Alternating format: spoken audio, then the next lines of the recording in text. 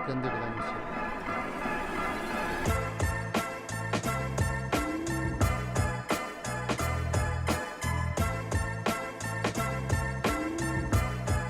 Doivent être séchées.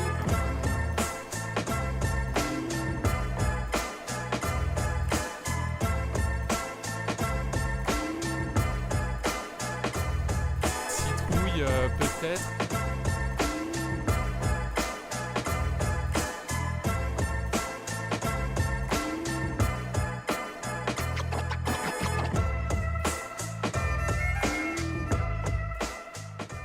Donc nous voilà dans le, j'allais dire petit terrain, mais terrain de combien de mètres carrés, Samuel? De 500 mètres carrés, 500 mètres en carrés. plusieurs dimensions. Voilà. Et donc nous avons la poule également avec nous. Et Gaël aussi, un ami de Samuel qu'on entendra de temps en temps sur la vidéo. Donc Samuel, on peut commencer à marcher un peu dans ce jardin, je te propose, je te filme. Et puis tu m'expliques un peu peut-être quelles vont être les grandes thématiques de cette vidéo. Ouais. Alors, bonjour à toutes et à tous les planteurs cueilleurs et les planteuses cueilleurs. D'abord, merci de revenir et puis ravi de t'accueillir parce qu'effectivement, depuis 3 vidéos, on commence à sérieusement sympathiser puis on a plein de sujets de discussion en commun. Donc, c'est toujours un plaisir de te revoir et puis de lancer une nouvelle archive du jardin. Moi, ça me ravit. Donc, ça fait une semaine que je suis un peu tout excité à l'idée de cet après-midi. On va parler du design du jardin-forêt puisque en dehors de continuer à planter, à aménager cet espace et puis un espace un peu plus grand à quelques kilomètres de là pour essayer de répliquer un peu ce modèle, il se trouve que depuis 4 ans, il y a eu pas mal de documentation qui nous est arrivée de permaculteurs diverses et variés. Donc on a eu aussi de la théorie à se mettre sous la dent. Et ça, c'est vraiment chouette parce que entre Rémi Kulik, Fabrice Desjours, Damien Dekertz, qui ont tous sorti au moins un livre, voire plusieurs, on a pas mal d'accompagnements qui se dessinent de manière un peu plus précise par rapport à notre climat qui est vraiment la France métropolitaine. Et jusqu'alors, en 2021, quand on a tourné la dernière vidéo, il n'y avait que le livre de Martine Crawford qui existait, ce qui était déjà super, mais c'est vrai que maintenant, il y a... Voilà. Donc l'idée, c'est que moi, je suis en train de me spécialiser tranquillement au sein de ma petite permaculture en jardin-forêt. C'est vraiment mon gros kiff de ces dernières années. Quand tu es venu il y a 4 ans, c'était pas, j'osais même pas utiliser le mot en parlant de cet endroit parce que même s'il y avait déjà de la production d'arbres fruitiers et tout ça, ça n'avait pas été réfléchi et pensé comme tel. Et en fait, en 4 ans, ce qui est génial, et c'est aussi pour ça que tu es de retour, Tom, parce que ça s'est vraiment littéralement transmuté au point d'avoir des fruits sur des arbres semés il y a 3 ans et demi ou 4 ans. Ouais. Voilà. En tout cas, des arbres qui ont levé il y a 3 ans et demi ou 4 ans, qui ont parfois été semés l'année d'avant ou l'hiver d'avant, mais des arbres qui sont tout jeunes, dont on connaît bien l'âge, et qui portent leurs premiers fruits, comme un pommier issu de pépins. Alors, est-ce qu'on peut aller le voir? On va avancer, on est juste à côté. J'ai pas encore de production de pommes à proprement parler. J'ai l'habitude d'acheter des fois, j'avais l'habitude à cette époque-là d'acheter 20 ou 30 kilos d'un coup à un ancien pommiculteur qui a gardé des terrains pour ses vieux jours en bio. Et donc j'ai semé énormément de pépins de pommes, parfois même des trognons complets, et puis il y en a beaucoup qui ont levé, puisque sur ce jardin-là, il y a, ouais ça c'est important, c'est vrai qu'il y a au moins une centaine d'arbres qui ont levé ici, qui ont germé ici, qui sont partis sur le terrain d'un hectare en transplanté, quoi. Voilà, transplanté jeune, le plus jeune possible en tout cas. Il y a des arbres qui ont été oubliés sciemment ou inconsciemment, comme celui-ci, et puis à un moment donné, il était trop énorme pour être déplacé. Donc il va rester ici, bien sûr, ça fait déjà 2 ans qu'on sait qu'il restera là. Il a été très vite très vigoureux. Ça semble être reparti sur une génétique de pommiers haute tige. Et ce qui est génial, c'est que pour la première année, il y a des fruits dessus et qu'en fait, je pensais avoir des pommes sauvages peut-être un peu petites, mais pour le moment, elles sont de taille moyenne, on va dire, et peut-être ce sera plus de la pomme acide, peut-être ce sera de la pomme à couteau. C'est la surprise complète de la génétique qui a été brassée au moment de la pollinisation du fruit qui a donné les pépins qu'on a semés ici. Voilà. Ah ouais, donc là, je sais plus si tu l'as dit, mais il a quel âge? Enfin, Alors l'arbre, viens ouais, voir, regarde. donc il est parti du pépin. L'arbre, on voit ici, si tu veux regarder, Ça, c'était sa première pousse qui est venue jusque-là. Mm. Sa deuxième pousse arrive à peu près ici. Ça, c'est une autre année. Et ensuite, ce qu'il y a au-dessus, c'est 1 an et demi de pousse depuis 1 an et demi. Voilà. Ouais. Donc on est à peu près à 3 ans et demi, 4 ans sur cet arbre. Voilà. C'est vrai que ça va assez à l'encontre avec ce qu'on entend sur déjà la taille des pommes quand on part de semis sans greffage Ouais. et sur la durée de mise à fruit. Parce qu'en général, on dit que c'est plutôt 8-10 ans pour les pommiers. Absolument, mais pour beaucoup d'arbres, on dit souvent 8-10 ans, notamment pour les agrumes qui m'intéressent beaucoup toujours. Mm. Et en fait, je pense qu'il y a un facteur chance. Oui, Il y a un oui, double facteur chance, c'est que déjà l'arbre a extrêmement bien poussé et qu'il était très vigoureux. Je pense qu'il y a le sol qui est pour beaucoup, parce que le sol à cet endroit-là est quand même particulièrement sympathique. Et puis il y a un autre facteur chance, c'est pour le fruit, parce qu'il y aurait pu avoir des pommes vraiment sauvages de la taille d'un abricot. Là, on est quand même au-dessus de la taille de l'abricot. On a une qui commence à mûrir ici, si tu veux voir. J'ai l'impression qu'elles vont être un peu rouges. Ah oui, elle comme ça. rougit, oui. Voilà, l'air de rougir. Bon, elle est piquée, hein, elle est un peu trouée, mais je pense qu'on pourra la goûter quand même bientôt. Et puis, qu'est-ce que je voulais dire? Et donc, il donne des fruits, mais bon, faut pas oublier que souvent les gens qui sont assez avertis en semis de pépins et de noyaux parlent sur le noyau de 80% de chances de revenir au fruit d'origine qu'on a mangé, et sur le pépin de 20% de chances de retomber sur le fruit qu'on a mangé. C'est-à-dire qu'en fait, avec le pépin, la génétique, il y a un brassage beaucoup plus important.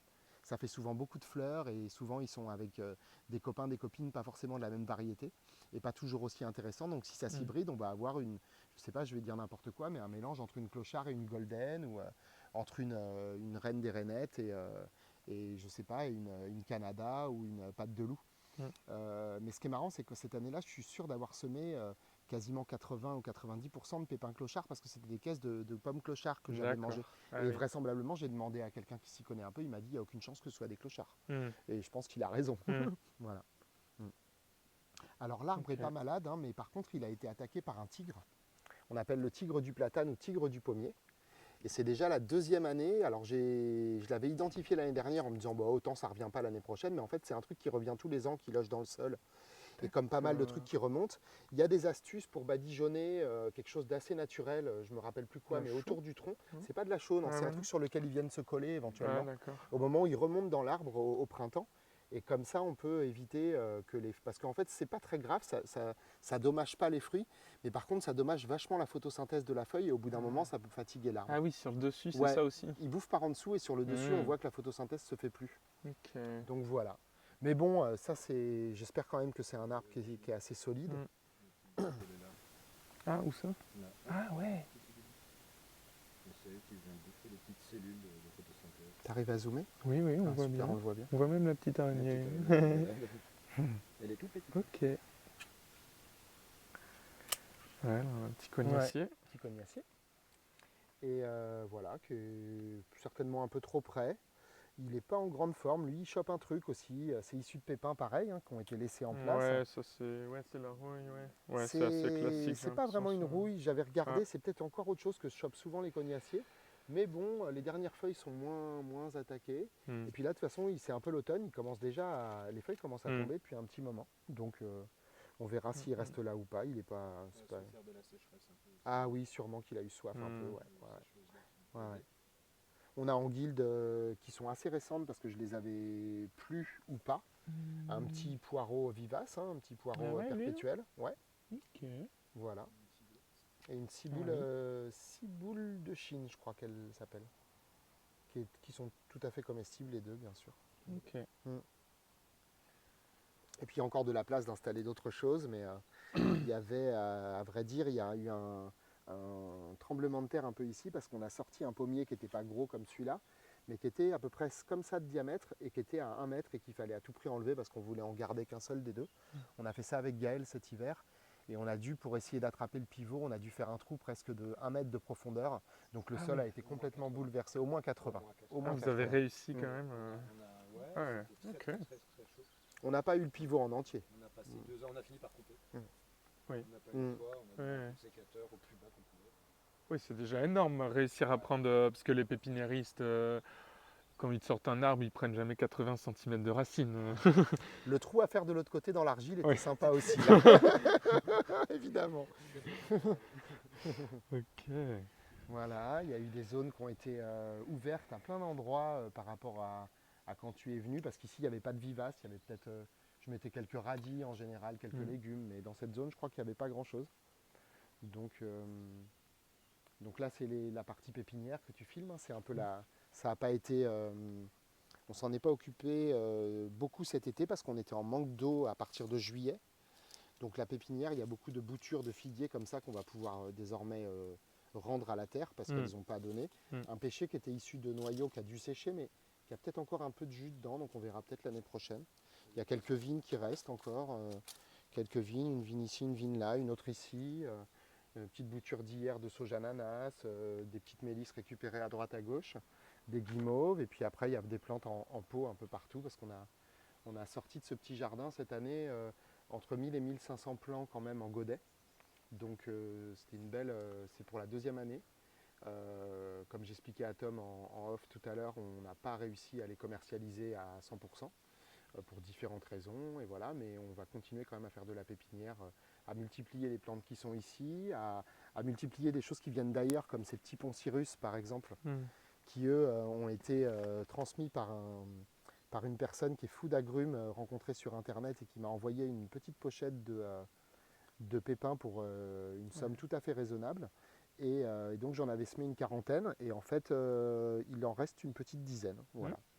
Enfin, il y en a certainement une vingtaine qu'on levait et puis il en reste une bonne dizaine. Ouais. Les escargots sont passés par là. Oui aussi. Ah ouais, les escargots, ils aiment bien. Escargots ou limaces, je ne sais pas exactement. Il peut y avoir des petites épines pourtant, mais bon, ça les dissuade Le pas. poncirus, pour la petite aparté, c'est un porte-greffe de nombreux agrumes qui est très intéressant en terrain argileux et qui résiste à moins 18 degrés, donc ultra rustique parmi les agrumes. Il produit lui-même un fruit qui n'est pas forcément ce qu'on rêve de manger en plein hiver pour se fournir en vitamine C, mais on peut greffer dessus un paquet de variétés d'agrumes, idéalement résistantes quand même à au moins la météo, la zone de rusticité qu'on a, pardon.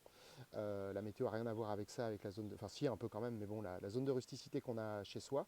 Donc en plein centre de la France, ils vont peut-être pas y mettre de la mandarine satsuma, mais ils pourront peut-être y mettre du yuzu sur du poncirus. En tout cas, le porte-greffe, lui, restera vivant même s'il fait très froid. Donc c'est vachement intéressant pour chez nous. C'est utilisé au Japon comme porte-greffe beaucoup aussi. Et l'idée, donc, c'est de fabriquer nos propres porte-greffes pour le grand terrain, parce que l'agrume, c'est un truc qui est génial, mais ça coûte assez cher à acheter en pépinière.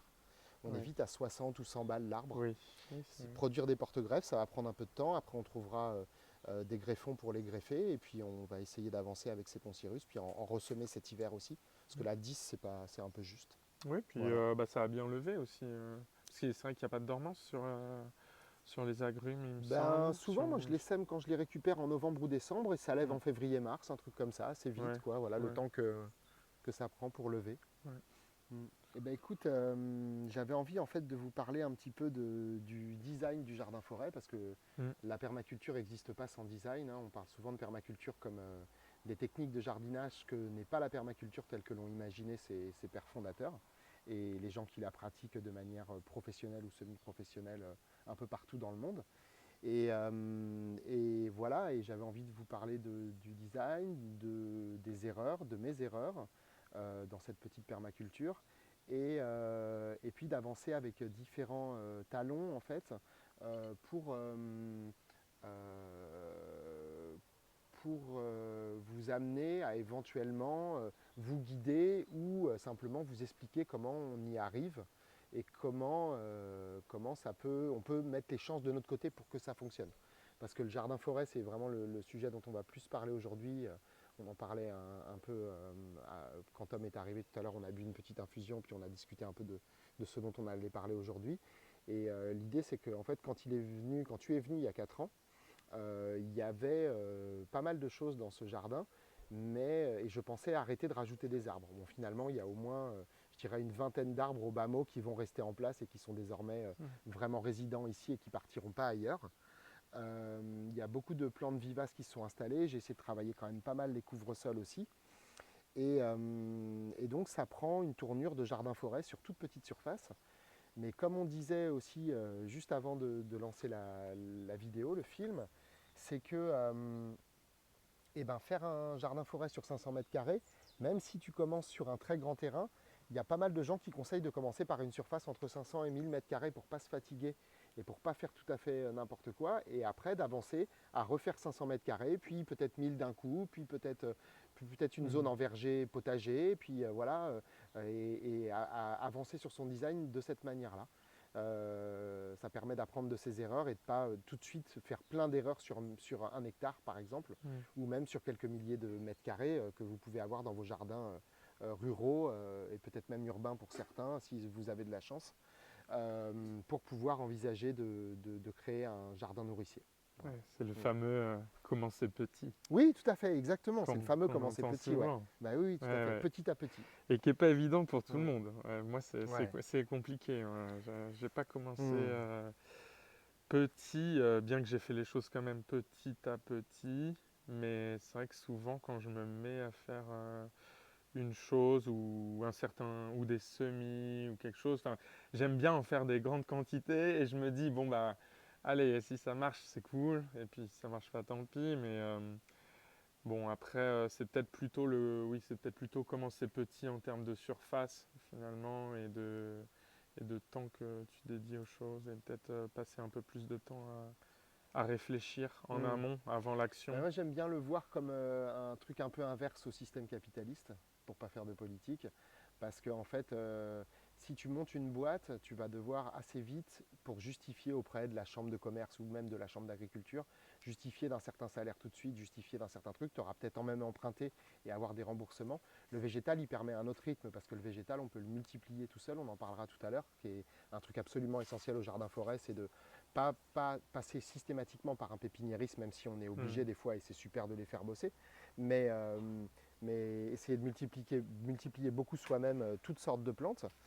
Et puis, comment dire, euh, avancer, avancer sans mettre gros d'un coup, quoi. Parce que si tu mises gros et que tu perds, y compris sur du végétal, à un moment donné, c'est un peu difficile. Tandis que quand tu vas petit à petit, tu apprends en marchant et voilà, ça c'est une petite zone de pépinière aussi qu'on aime bien, qui a bien tenu l'été. On est content grâce au bac qui retenait l'eau cet été. Il y avait un bouchon cet été. Puis là, ça y est, on l'a enlevé parce que sinon ça va leur faire trop d'humidité pour l'hiver. Mais Ah ouais, pas mal. Hein. la petite borrage qui s'est installée à l'intérieur. Ouais, qui mine. Elle est dans le plus petit, c'est assez marrant. Elle est dans un qui est tout pitchoun. Ouais. Ok. Elle est tenue par les autres, je crois. Peut-être le mettre sur le côté maintenant. Hop là. Ouais, et donc voilà, parler du design, ce serait... alors le mot qu'on utilise souvent, c'est design, parce qu'en fait, c'est un compromis entre le dessin DE2SIN et le dessin DE2SEIN. Et donc, quelle est l'intention que tu mets dans ce que tu vas faire dans ta permaculture? Quel est le dessin que tu vas croquer sur le papier pour essayer d'arriver à ce dont tu rêves? Ça part beaucoup du rêve aussi. Souvent, les designs, c'est bien d'avoir cette période où on est dans une observation non discriminante, non jugeante d'un endroit et de s'en imprégner avant de se mettre à rêver, à se dire, bon, sans même avoir vu le terrain, des fois les gens veulent mettre des poules, veulent mettre un mouton, veulent mettre ceci, veulent mettre cela. Ou alors faire des travaux dans une maison, quand tu y arrives, tu l'as visité une fois, tu envisages tous les travaux, alors qu'idéalement on devrait se laisser un an d'observation dans une maison pour envisager quels sont les meilleurs passages, le meilleur escalier, le meilleur truc. Et ça, il y a largement eu ce temps-là ici, puisque quand tu es venu en 2021, il n'y avait pas encore d'arbres en plus, et pourtant ça faisait déjà 1 an et demi, 2 ans que je vivais dans la cabane qu'on a juste en face. Et en fait, il y a beaucoup de francophones qui parlent de conception en permaculture, et le mot est vraiment approprié. De la même manière un petit peu qu'un paysagiste voudrait dessiner un jardin qui serait peut-être peut-être très joli ou pas selon les goûts et qui serait assez peu productif en alimentation, le designer en permaculture ou le concepteur en permaculture va essayer de dessiner des zones de production alimentaire de manière à se réapproprier son alimentation et pourquoi pas même à la commercialiser derrière pour certains. Voilà, donc il y a un peu de tout ça ici. Il y a essentiellement, désormais, je pense que les plantes qui ne sont pas comestibles dans ce jardin, elles se comptent quasiment sur les doigts de la main, y compris en adventice qui lèvent naturellement, puisqu'on a fait la chasse un peu aux plantes qui étaient peu comestibles ou pas bonnes. Mais c'est vrai qu'il n'y a plus beaucoup de plantes qui nous embêtent en fait. Même quand on désherbe souvent des plantes comestibles. Oui. Donc voilà, mais elles retournent au sol et puis où on les met dans l'assiette si on a le temps ou l'envie de les manger à ce moment-là. Donc ici, on est plus sur un lieu de pépinière pour des plantes comestibles. Ouais, tout à fait. Et plus particulièrement des aromates aussi. Oui, plus particulièrement des plantes aromatiques et médicinales, ouais. Et des légumes vivaces. On aime beaucoup les légumes vivaces aussi. On en jardine quelques-uns, ouais. Alors, en guise d'introduction, je trouve qu'il y a une phrase qui m'est tombée sous les yeux il y a quelques mois de ça et que j'ai vraiment appréciée, qui est traduite d'un permaculteur anglais. Et donc, grosso modo, ça donne « Imagine un paysage qui combine la beauté d'un jardin botanique, l'intensité de la vie sauvage d'une réserve naturelle et les ressources alimentaires d'un marché de fermiers. » Voilà. Et j'ai le sentiment qu'il y en a quelques-uns, voilà, pour ne pas les citer, la forêt gourmande, des rémiculiques, des Damien de Cartes, qui sont en train d'arriver à cette espèce d'équilibre qu'il faut quand même, je pense, se fixer comme objectif. C'est énormément de biodiversité, ramener des oiseaux, ramener de la vie du sol, ramener du microbiote bactérien du sol, des systèmes mycorhiziens qui ne sont pas directement de la vie animale, mais qui font partie de la diversité, de la biodiversité, et puis toutes sortes de papillons, d'insectes. Enfin, c'est un bonheur pour les yeux de bosser dans un jardin comme ça. Moi, j'y ai passé vraiment énormément de temps, énormément d'heures à rêver, à observer, beaucoup et beaucoup aussi, des fois à taper dedans et à faire des choses, notamment quand on fait la pépinière au printemps. Là, c'est vraiment, on est un peu hors sol en pépinière, on cultive en plaque, après on passe ça en godet, mais ça fait partie du travail qu'on fait au sein de ce jardin. Donc on a le temps d'observer les insectes qui butinent et les différentes floraisons, et voilà. Et on est toujours étonné, tous les ans on chope un nombre de trucs, on essaie souvent de les prendre en photo pour les identifier parce qu'on ne les reconnaît pas, on ne les a jamais vus et on les trouve ici, on ne sait pas trop ce qu'ils font, mais on a l'impression qu'ils y sont plutôt bien, donc voilà. Oui, le jardin, c'est aussi l'occasion d'en apprendre plus sur Voilà. les êtres vivants qui nous entourent. Ouais, à fond. Ouais. Et bien sûr, parmi lesquels, y compris des limaces et des escargots qui, en pépinière avec des pousses grandes comme ça de basilic, se font des fois une plaque de 150 dans la nuit. Si tu l'oublies, le jour d'après, il t'en reste plus que la moitié, quoi. Il y a un simple passage d'escargot et ça fait mourir le plant. Mais ça fait partie d'eux, et puis voilà, on a utilisé quelques fois un peu d'antilimace. Évidemment, on a pris celui qui est, disons, compatible avec l'agriculture biologique. On en a mis un petit peu des fois autour de plants qu'on avait fait en pleine terre parce qu'on n'avait pas envie qu'ils se fassent bouffer. Sur des plaques de semis, ça nous est arrivé aussi.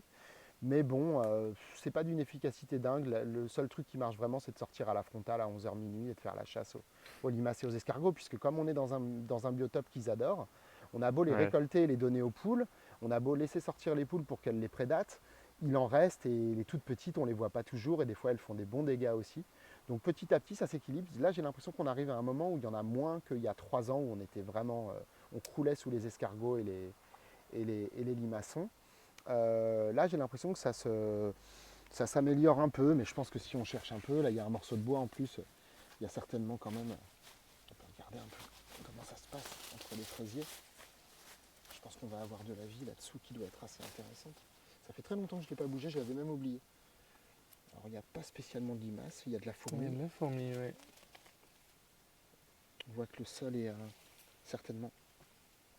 Là, il est un peu tassé à cet endroit-là, sur le bout de bois. Mais je pense qu'ici, on a un peu plus de facilité. Quand même, on arrive à l'attraper. On voit que c'est argileux, c'est marrant, hein, des fois, à certains endroits. Parce que c'est un sol qui est argileux, avec beaucoup d'humus dessus, mais on voit la couleur de la terre, le bois qui est en train de se décomposer. Bon, il n'y a pas spécialement de limaces ou d'escargots par là, mais ils aiment bien les surfaces plates, comme les pots, comme les plastiques, tout ça. Ils peuvent s'y mettre un peu. Mais je crois qu'on est vraiment dans une période où on en a beaucoup moins que... oui, bah là, c'est vrai que c'est l'été. Mais, en plus, ouais.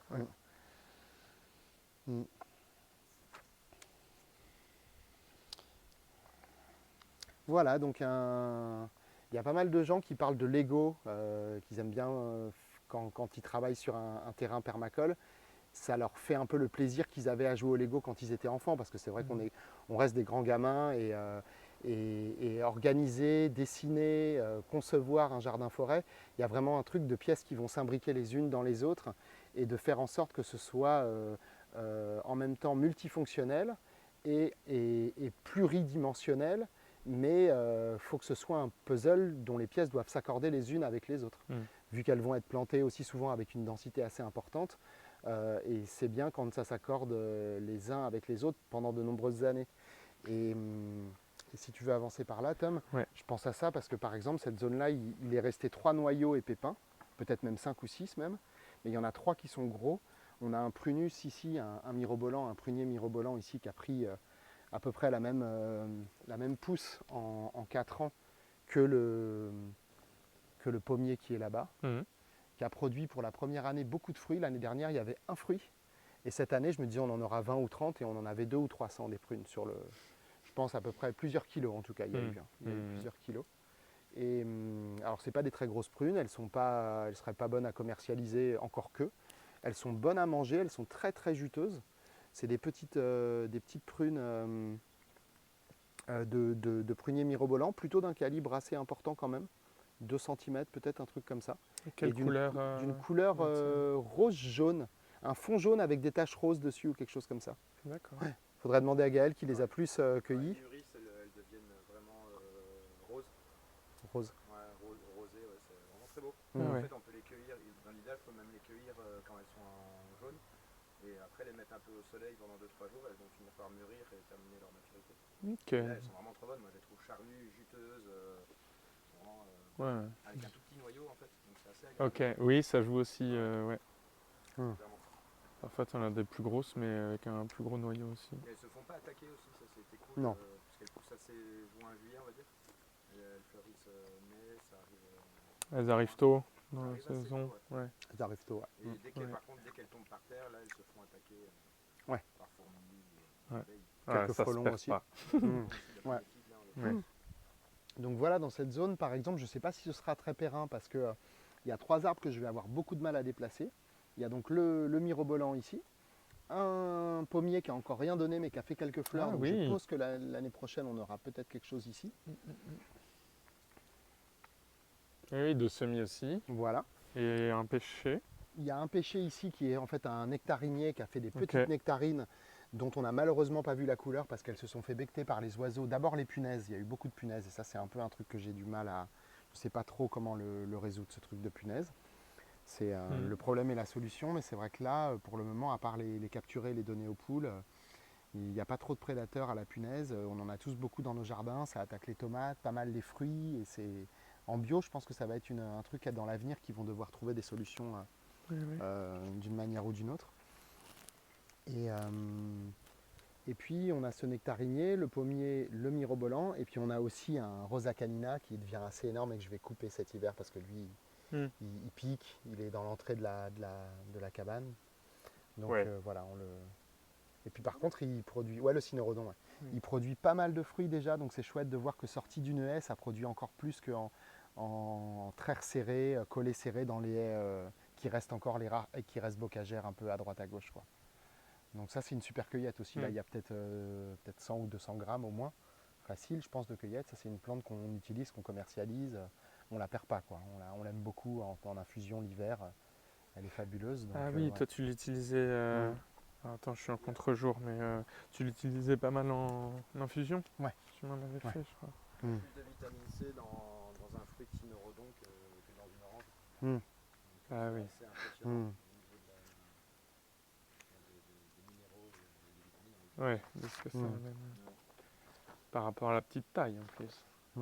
C'est ça. Un concentré d'énergie. C'est ça. En tout cas de vitamine C. Puis c'est bon au goût. C'est très bon. Oui, C'est oui, très, mais très j'ai bon. déjà goûté de la Ouais. confiture. Ah, la confiture, c'est génial vraiment, aussi, Il ouais. faut être très patient. Ouais. Ouais, oui, c'est ça. C'est long. Bon, pour l'infusion, pour le coup, je pense que c'est peut-être plus simple à. Enfin, c'est pas de la transformation. Enfin, si tu fais sécher, quoi. Mais, Tu fais sécher quand même, mais fais c'est sécher. facile, oui, c'est Ouais. beaucoup plus facile. La confiture, j'en ai fait une seule fois. oui, je pense. Jamais réitéré souvent, parce t'en que fais j'avais qu'une sorti fois. 3 ou 4 pots alors que j'y avais passé la demi-journée, quoi. Donc Ouais. c'est très très long, ouais. C'est Ouais. laborieux. Faut enlever les poils. Ouais. Voilà, c'est un peu. Il y a très peu de chair par rapport à l'épaisseur de graines poilues qui sont Ouais. tout à l'heure, c'est le poil à gratter. Hein. Ouais, ouais, ouais. Ouais, moi je préfère le boire en tisane concrètement, tu as tous les arômes qui sont là. Après au niveau du vitamine C, peut-être à mon avis qu'il y a des chutes, il y a beaucoup moins de quantité de vitamine C parce qu'il faut le faire bouillir un petit peu Ouais. pour faire cracher un petit peu son jus. Mais concrètement ça reste bon. Mm. On essaie d'éviter de penser qu'il n'y a plus de vitamine C dedans. Et donc, je vais vous parler un peu de mon, de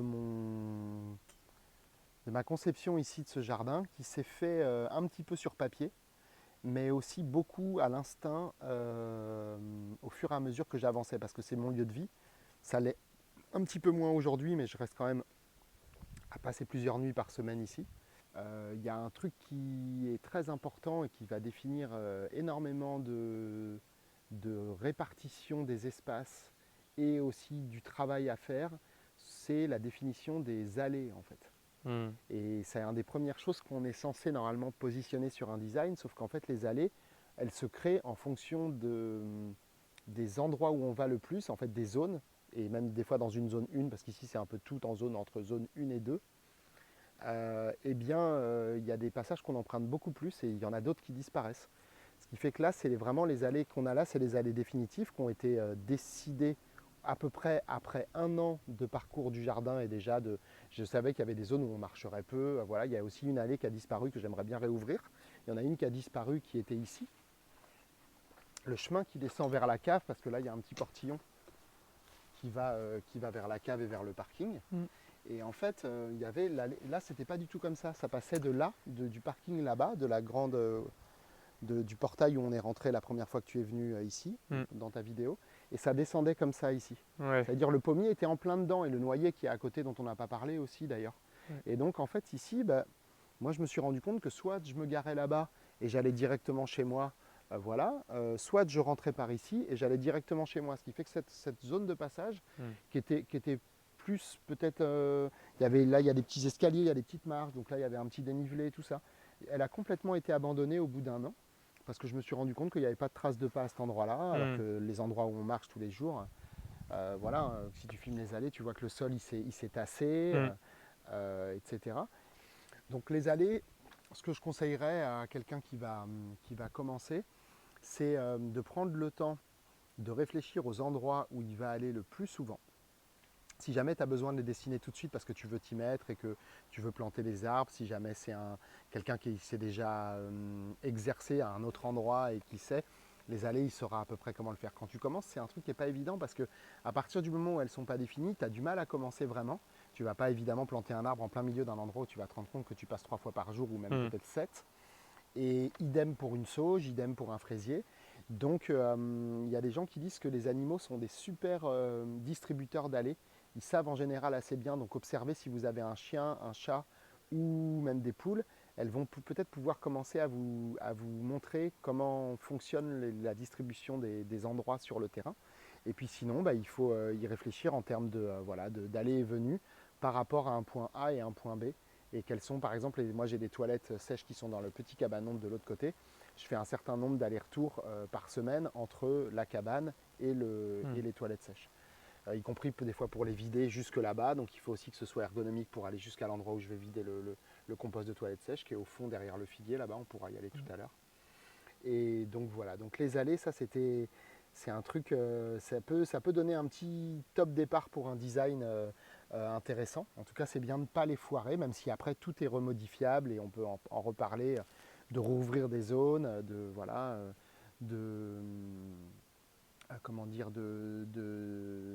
finalement marcher dans quelque chose qu'on avait planté ou de choisir de l'enlever de là parce que c'est une zone de passage. C'est possible, mais moins on le fait, quand même mieux on se porte. Voilà. Et puis dans les choses à observer aussi pour un bon design assez rapidement, ça ce sera un peu la suite, c'est les microclimats, parce qu'en fait on ne peut pas envisager un jardin forêt un peu sérieux si on n'a pas envie ou au minimum de se servir des microclimats qui existent déjà, voire même de prétendre à en fabriquer, alors peut-être pas dans l'année, et pourquoi pas dans l'année en faisant une ESH ou quoi, ça peut aussi se faire des gros chantiers comme ça, mais surtout à long terme avec les arbres. Et voilà, là par exemple si on passe sous le figuier, On est en septembre, il fait bon, mais on n'est pas en train de crever de chaud, on est quand même en t-shirt au soleil. Et c'est vrai que par contre, ici, il y a une différence de quelques degrés de température entre juste là où on était il y a 30 secondes à l'extérieur et cet endroit-là qui conserve l'humidité pendant l'été. Ouais. Et on passe beaucoup de temps, même parfois on y abrite des plantes pour pas qu'elles souffrent trop de la canicule. Mm. Et là, il y avait des plantes un peu partout devant, pendant des noisetiers notamment, et des choses comme ça qui ont eu très soif parce qu'elles étaient en pot, donc on les a abritées ici. Puis pour nous, ça nous fait un super endroit pour déjeuner. C'est là qu'on avait déjeuné, d'ailleurs, il y a 4 ans, mais Oui. je pense qu'on était là et qu'on n'était Oui, pas oui. sous le figuier, quoi. Il a dû pousser de quelques 1 mètre ou 2 quasiment. Bah ouais, par là en tout cas, ouais. Ouais. C'est vrai que Ouais. je me rends compte. Puis la grange qui sert plutôt de lieu de stockage, mais que je vais mettre en rénovation cet hiver, enfin. Là, les travaux sont lancés pour cet hiver, donc ça Ah va ouais. être très chouette, ouais. On va faire un petit 25 mètres carrés, là, une grosse tiny house là-dedans. Ok. Il y a 5 mètres sur 5 de grange et ça va être un lieu de vie et de librairie. Ah oui, Ouais, une librairie. ouais, ouais. Et alors, il y a quoi comme travaux dans la grange que tu voudrais Bah, c'est pas compliqué, ça n'a jamais été habité de manière moderne, donc Ouais. les murs sont bruts, les fenêtres sont Ouais. bouchées ou ouvertes et pétées.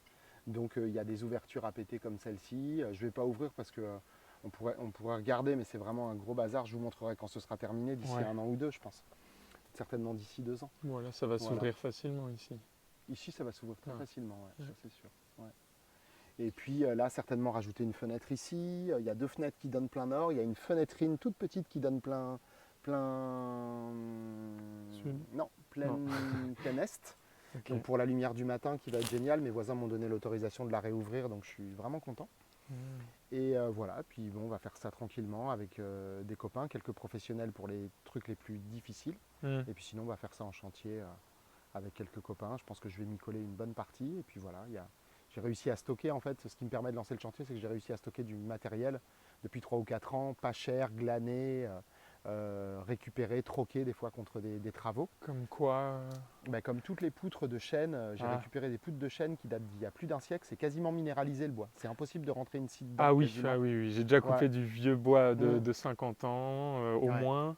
C'est ça. Et ça fait mal. Ça fait très mal, ouais. C'est compliqué. Et je vais devoir le couper. Bon, on va utiliser un engin à pétrole ou à Ouais. électricité. Mais j'ai déjà tout ça pour refaire tout mon solivage en fait, pour mon plancher. Parce qu'en dessous, il y a la cave aussi. La cave, je ne vais pas la rénover, mais il y a une Ok. cave plus ça, cette partie-là. Et D'accord. donc, je dois refaire tout le plancher et aussi le solivage. Je Hmm. crois que c'est comme ça qu'on l'appelle, j'ai un doute, mais je crois que c'est comme ça, sous le plancher.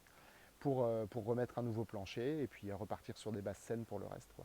Ok. Mm. Toujours un bout de pépinière ici avec quelques figuiers. Il y en a partout. Il y en hein. a partout. Ouais, C'est ouais. 500 Mm. mètres carrés. Mm. Ouais, et donc les allées, on était sur les allées. Les allées, c'est vachement important parce que ça permet de distribuer en fait. Là, il y en avait une, par exemple. Et il y a une cueillette de sauge qui est prévue la semaine prochaine si on a une belle fenêtre météo. Et donc l'idée, ce serait de pouvoir repasser ici, à droite du romarin et à gauche de ce qui a poussé depuis. Certainement supprimer le petit chêne qui pousse là, peut-être pas le garder ou le conduire en chop and drop. On fait beaucoup ça. Chop and drop, pour ceux à qui ça parle pas trop, l'idée c'est à peu près ça, c'est que l'arbre, on va venir le redonner au sol en même temps qu'on se balade dans le jardin. Hop là. Et donc on le redonne au sol ou à une allée ou directement à un parterre en le découpant pour faciliter un peu le démarrage du compostage. Voilà. Et ça, ici, c'est une technique qu'on utilise vraiment au quotidien parce que tout est redonné au sol. Et en même temps, on ne passe pas la tondeuse ni rien. Donc tout se fait souvent au sécateur ou à la machette pour les plus gros morceaux. Et même cet hiver, on a fait venir un broyeur pour la première fois sur le parking, là-bas au bout. Le broyeur de Philippe qui s'en est offert à pétrole. Enfin, à pétrole. Et donc on a broyé pas mal de matières qui nous ont servi à couvrir la zone où on avait mis la serre pour le printemps pour faire la pépinière. Donc les allées, ça c'est bien, il y en a une qui distribue là-bas le fond du jardin, c'est-à-dire le compost de toilette sèche et la petite serre qu'on ne verra malheureusement pas aujourd'hui parce qu'elle est vraiment, comme la dernière fois, elle n'était pas finie, je crois il y a 4 ans, et cette fois-ci elle est en travaux complets parce que le toit a noirci, j'avais fait un mauvais choix à acheter des ondulines en plastique et avec les UV, en quelques années, elles ont complètement noirci, quelques feuilles dessus, donc la serre est devenue toute sombre, donc on a fait sauter le toit, on va bientôt le remplacer par du polycarbonate qui est un peu plus onéreux et disons un peu plus avec un peu plus de plastique à l'intérieur. Et on espère que ça durera 5 ou 10 ans de manière à être tranquille pendant 5 ou 10 ans parce qu'elle est quand même pas mal fonctionnelle cette petite serre. Voilà. Basilic, Alors, c'est le chiso. Exactement, c'est le chiso pourpre qui est une plante. L'année où tu es passé, j'avais juste obtenu ma première plante mère dont j'ai réussi à récolter quelques graines. Et c'est une plante qu'on multiplie tous les ans parce que les planteurs de PAM l'adorent. Les planteurs de plantes aromatiques et médicinales l'aiment beaucoup. Il est très, très aromatique. On a réussi à trouver son goût. Il a un goût qui est proche du cumin, qui est très sympa. Et tu peux taper dedans parce que là on le cueille à la feuille parce qu'on laisse la graine monter, sinon on le pincerait comme ça pour qu'il se multiplie. On voit que là il a pris une bonne multiplication depuis sa plantation. Et donc c'est une plante qui est vraiment sympa, qu'il faut savoir cultiver soi-même parce qu'en fait si tu récoltes pas tes propres graines, tu achètes des graines qui sont souvent périmées, elle a une durée de validité de levée de dormance d'1 an à peu près. Donc il vaut mieux produire ses propres graines et être sûr de ce que tu as pour en faire des semis, sinon c'est un peu compliqué. Et puis là, il y a des ocas du Pérou un peu partout. On a mis toute cette zone en ocas du Pérou. Et puis à l'intérieur, faudra regarder où en sont les tubercules, mais on n'a pas fait encore. Et j'ai envie de les laisser mûrir parce que ça se récolte vraiment juste avant ou juste après les premières gelées. Plutôt juste avant, idéalement. J'ai envie de le laisser mûrir encore un peu. C'est marrant, ça a des feuilles, ça fait feuilles de trèfle un peu. Ça ressemble beaucoup, c'est la famille, tu sais, il y a le trèfle. Et puis il y a une plante qui ressemble beaucoup qui s'appelle l'oxalis. Et l'oca du Pérou, c'est l'oca d'oxalis en fait. Donc en fait c'est une oxalidacée dont on consomme un tubercule qui peut devenir gros comme ça, à peu près, et qui est tout rose, qui est très joli, ça se mange comme une patate, mais je vous avoue que ça fait 2 ans que je la cultive, et j'en ai pas mangé, puisque cette année on a gardé pour faire des plants. Que bizarrement, on n'a pas eu beaucoup de demandes sur ce légume vivace, considéré comme vivace en tout cas. Peut-être parce que les gens ne connaissent pas. Les gens ne connaissent pas, exactement. C'est ça que j'ai déjà vu dans des livres, en vidéo peut-être parfois, mais pas beaucoup. Tout à fait, les gens ne connaissent pas trop, mais cette année on va avoir une belle récolte. On va en garder peut-être 20% pour faire des plants l'année prochaine et le reste on va le manger. Et comme ça on va pouvoir le déguster et connaître un peu mieux son goût.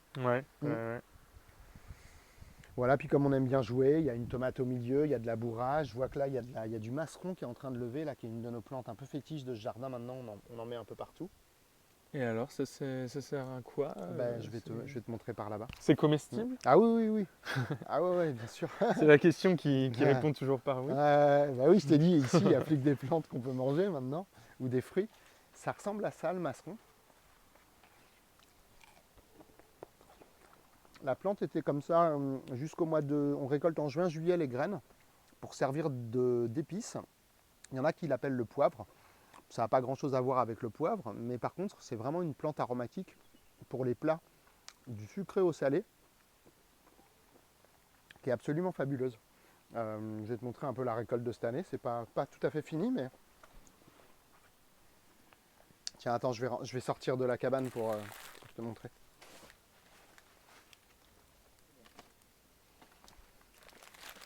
Voilà, ça donne ça en récolte. Ça, c'est la récolte brute, on va dire. On coupe les ombelles et donc les graines, c'est donc ça. La graine est là. Et voilà, et nous, on les propose dans des moulins. On a trouvé des bons moulins à poivre qui sont bien solides parce que la graine est très dure quand elle est sèche. Il faut un moulin à poivre plus solide que pour broyer du poivre. Et donc, une fois trié,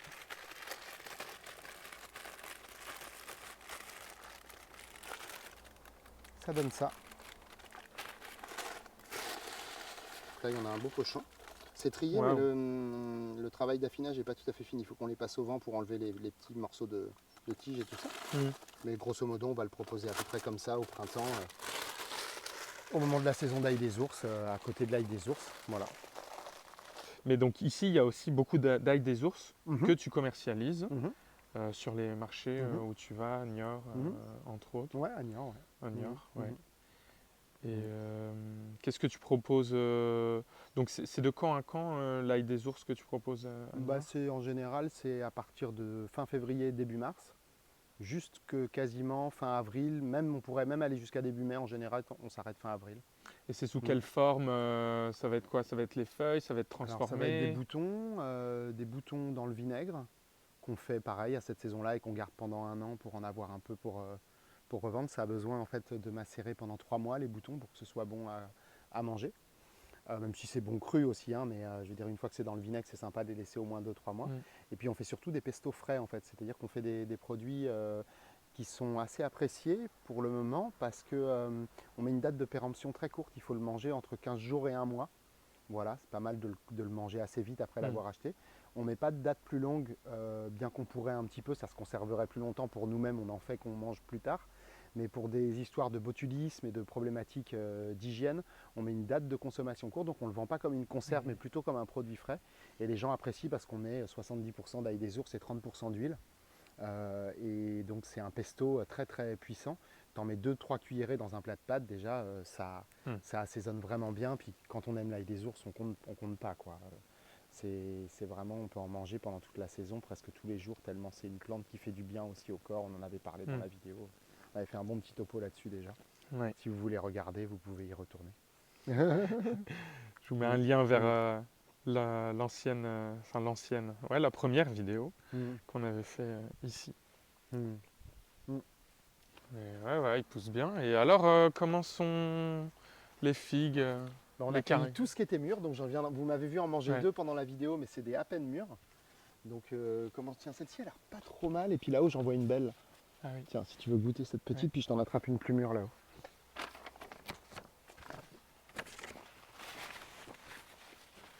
Il me semble qu'elles n'étaient pas encore mûres la dernière fois où j'étais venu ici, il y a 4 ans. Ouais, alors ça c'est un truc aussi intéressant dont on a commenté quand tu es arrivé. C'est qu'effectivement, comme tu dis, elles n'étaient pas mûres. Tiens, regarde, celle-ci, j'ai l'impression qu'elle sera un peu plus sucrée, si tu veux. Il vient de pleuvoir pendant 4 jours d'affilée avec des grosses précipitations, donc les figues ont pris la flotte et elles sont moins sucrées qu'elles l'étaient dans la fenêtre où on a accueilli des grosses quantités il y a 15 jours. Ah, mise au point. Oui. Mais quand elles sont cueillies au bon moment avec le soleil qu'il faut, elles sont quand même très très bonnes. Et oui, et donc on commentait que oui, elles sont mûres. Et elles étaient même mûres vers le 25 août, alors qu'en fait, en arrivant ici, la plupart des années, les premières années, j'en mangeais à partir de fin septembre. Et ce que je disais à Tom, c'est que malheureusement, j'ai envie de dire, les noisettes qu'on récoltait en septembre, maintenant c'est à partir du 15 août qu'on commence la récolte et qu'elles tombent au sol. Le raisin qui était mûr début septembre, même ici je vous parle sur une toute petite échelle de quelques années, je ne parle pas d'une observation de quand on était gamin jusqu'à aujourd'hui. Mais sur 5 ans ici j'ai observé que les noisettes c'était le 15 août maintenant, le raisin arrive le 15 août alors que des fois il avait peine à mûrir jusqu'au milieu du mois de septembre.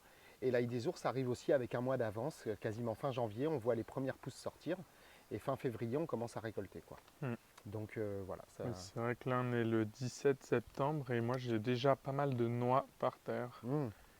Et pareil, ça, normalement, c'est un peu plus tard. Et au début, je pensais que c'était les noix qui n'étaient pas bonnes, dont l'arbre se séparait. Mais non, c'est mûr. Hein. Et il y en a de plus en plus qui tombent là. Nous, on a prévu sur le terrain, il y a plusieurs beaux noyers là-bas d'aller récolter les noix demain, après-demain. Puis après, il y aura une autre récolte dans 15 jours avec celles qui ne sont pas encore tombées ou dans 3 semaines. Mais tout s'avance avec le dérèglement climatique. Ça change. Ça change. Les règles changent.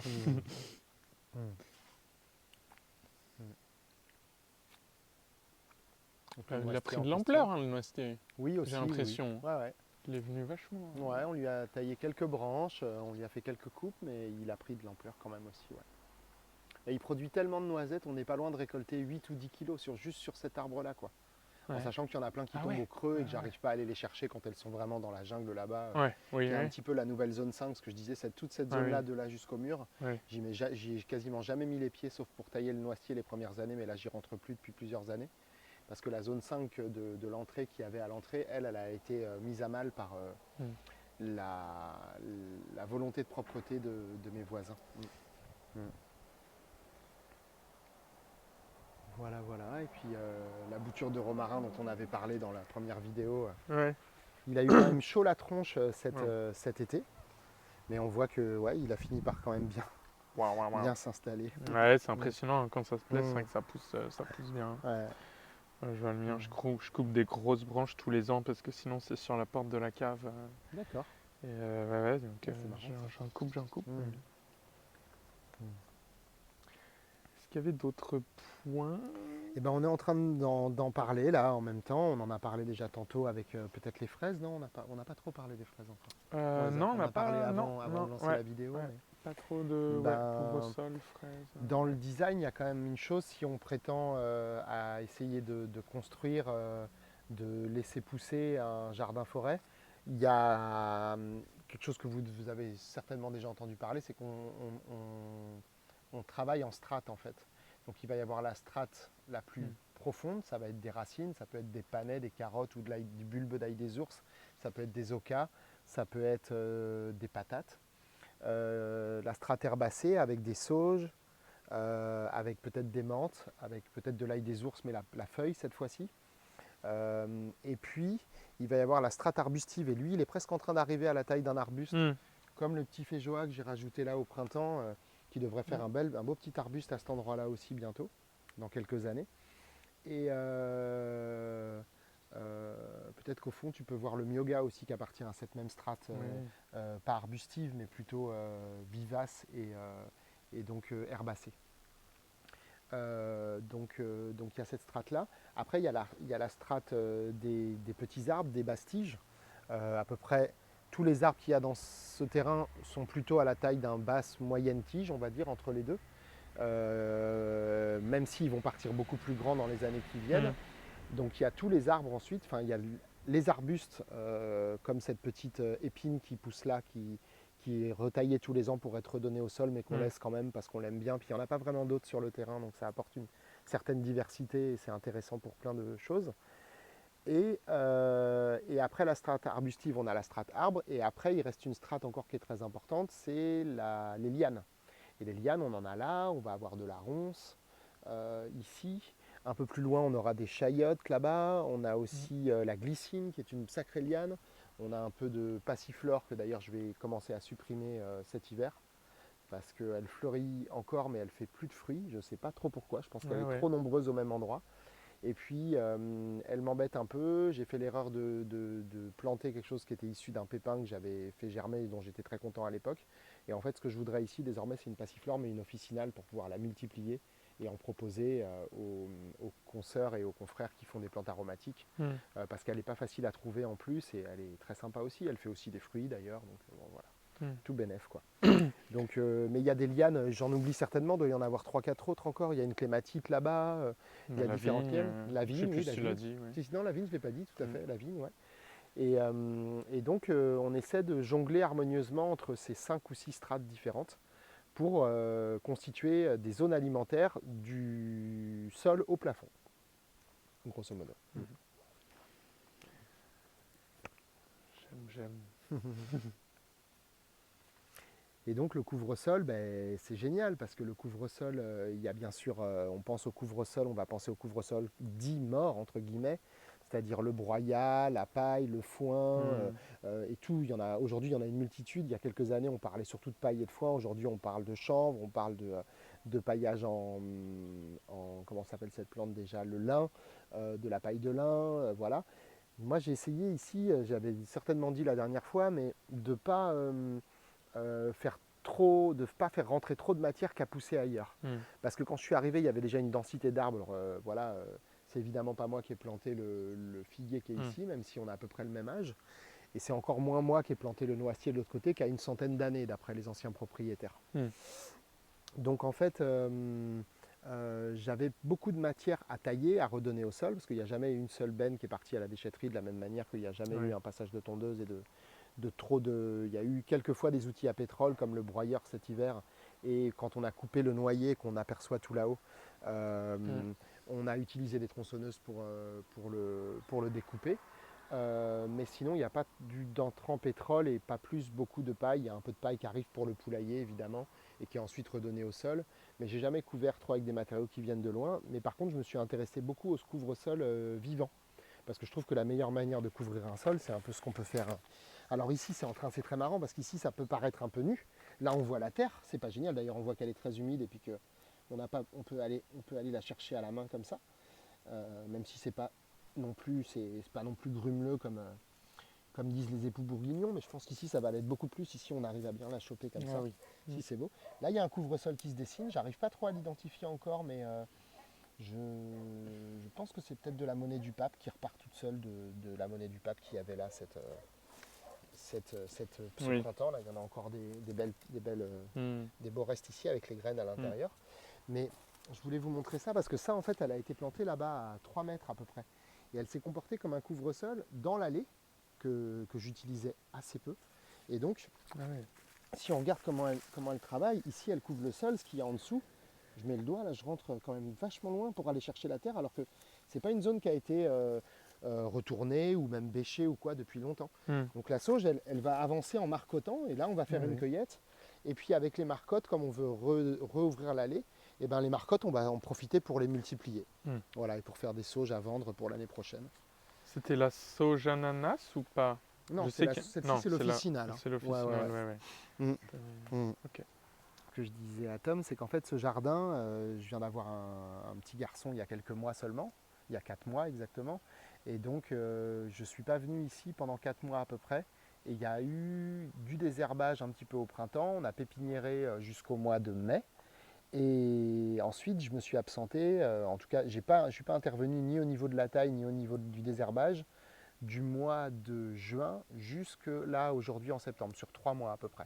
Voire même mai, parce que mai, j'étais déjà très peu là. Mai, juin, juillet, août, je ne suis pas venu. Je suis venu arroser la pépinière de temps en temps et pas tous les jours. Et j'ai quasiment rien arrosé au sol, sauf le jeune féjoa qu'on a vu là-bas, et puis la chayotte 2-3 fois. C'est à peu près tout ce que j'ai arrosé, les basiliques qu'il y a là. Et sinon, tous les arbres, ce sont que des arbres que vous voyez dans cette vidéo qui n'ont jamais été irrigués. Il n'y a pas de goutte à goutte au pied, il n'y a pas de... Voilà. Ce sont des arbres par contre issus de pépins et de noyaux, mais ça je pense que vous l'aurez capté. C'est une des clés pour à moins avoir besoin d'irriguer, c'est que les racines soient bien implantées.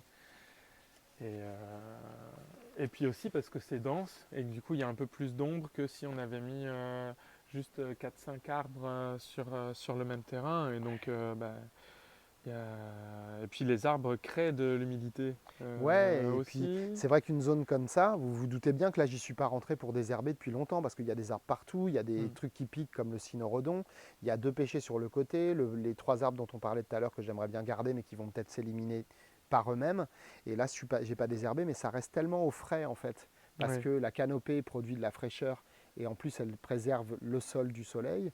Que ce sol-là, non seulement il est super fertile, mais en plus, il n'y a pas besoin de rentrer pour désherber. Ça ressemble un peu à une forêt en dessous, je trouve. Tu vois, un sol qu'on pourrait trouver dans le biotope, je veux dire. Oui, où il n'y a pas d'herbacées. Ouais, c'est ça. Sur le il y a milieu, des petites pousses, mais qui vont peut-être pas aller bien loin. Il y a plein de petites choses qui se dégradent. Pas d'herbacées. La forêt. Alors c'est bien tout le temps, les couvre-sols, il en faut partout. C'est pas, je ne vais pas dire c'est bien là et puis là c'est pas bien, non, il en faut partout.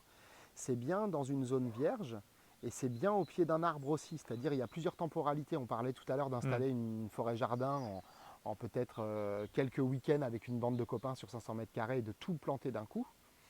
C'est quand même pas évident, d'autant qu'il y a des plantes qui ne se plantent pas aux mêmes périodes de l'année, notamment un couvre-sol qui pourra peut-être plutôt être planté au printemps ou à l'automne, alors que l'arbre, lui, va être implanté plutôt en plein hiver. Mais je pense qu'il faut... on le voit ici, il y a du sol là à nu, il y a eu une poignée de salades qui ont été plantées il y a 3 jours, donc c'est pas paillé. La saison ne le réclame pas plus que ça, et il y a suffisamment d'humidité dans le sol et tout ça. Mais c'est vrai qu'à un moment donné, cette zone-là, elle sera de nouveau paillée entre les fraisiers, les salades, voilà.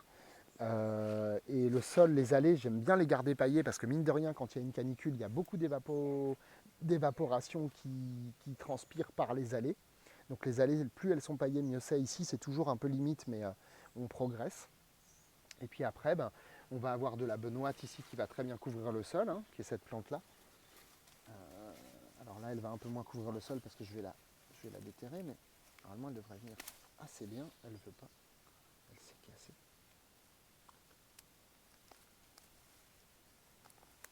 Je bataille un peu avec, mais elle est là.